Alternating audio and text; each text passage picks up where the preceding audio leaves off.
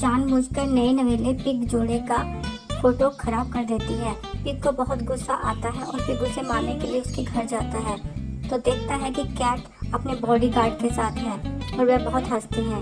उसे झूठा बहाना करके अपने घर इनवाइट करता है। तभी उसकी पत्नी उस पे एक भारी सा कुछ सर पे गिरा देती है। वह उसको बांध के उसका स्किन निकाल के उसका कोट सिल लेती है। दोनों उसी जगह फिर से फोटो खिंचवाते हैं और कैट को अपनी गलती पर बहुत पछतावा होता है।